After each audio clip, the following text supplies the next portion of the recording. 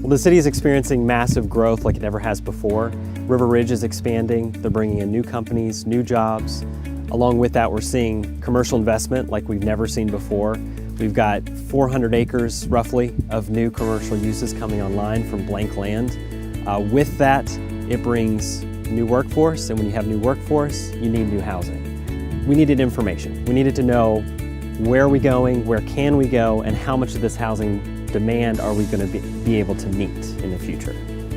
Well, I think we've all recognized the last few years we've seen an abundance of growth in Jeffersonville in the job market. You know, creating 6,000 jobs over 4.5 years is a huge plus for our city, but with that growth comes the need for more housing.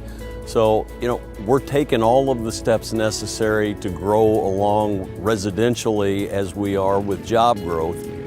We've done all these great quality of life improvements, the new marina, Big Four Station, everything that's going on out at River Ridge, the parks in general around our city. We're giving people a reason to spend some time in our city. It's great to have them working here. I want to make sure we give them an opportunity to live here. And looking at the results from this study and this report, we found that we're going to most likely get 17,000 new jobs in the next 5 years. It's going to be even more massive than that in 10 years, but we knew that in the 5-year span, we'll probably need 4,700 new housing units in the city of Jeffersonville. We also know how much land we have available for residential growth. We know that roughly we've got about 1,000 acres left. And what does that look like when you compare it to our need? We actually have a land deficit. So we're not going to be able to meet our housing demand. We won't be able to actually house that workforce, and it won't leave us any room for future growth. Well, I think it's important to say that we need to take a look at housing specifically in all of Jeffersonville. And we can't have the 100% of that burden go on the east end with all the new development. So it's natural for us to want to look at other areas of the city where we can support a greater density of residential population, and one of those areas is downtown. What's fantastic about downtown is we already have great restaurants and shops and amenities like the Big Four Park downtown that draw residents in. So we need to take a look at some areas of opportunity where we could have multifamily housing or larger density areas to be able to support those businesses and for more people to enjoy these great amenities that we have downtown. In addition to attracting new residents and some of the single-family houses that are built, I think it's key for the city of Jeffersonville to look at a new way of attracting residents and a new way of placing residents within the city. Some of that's going to be some of the mixed-use developments, and that's one of the reasons that some of the overlay district that they're talking about downtown Jeffersonville is truly unique.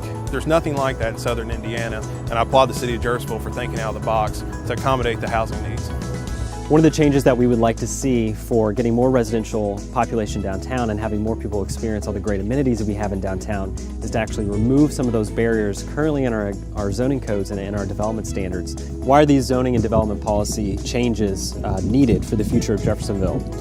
We'd like to maximize our already invested public dollars into our existing infrastructure and allow for more housing around those facilities. We'd like to save room for future development growth. We'd like to increase our land values and then also our tax income. We'd like to provide a mix of housing for a diverse workforce and give people options to live. And also, we'd like to create a strong and vibrant downtown.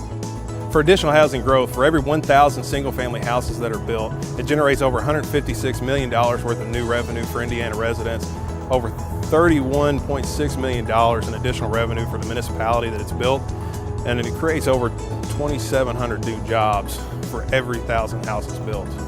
The more we grow as a community, the more we prosper as a community. The more it helps our schools, the more it helps our churches, the ability to hire more police and fire. All of those opportunities to improve our streets. Our quality of life improves with every new resident that comes in and calls Jeffersonville home.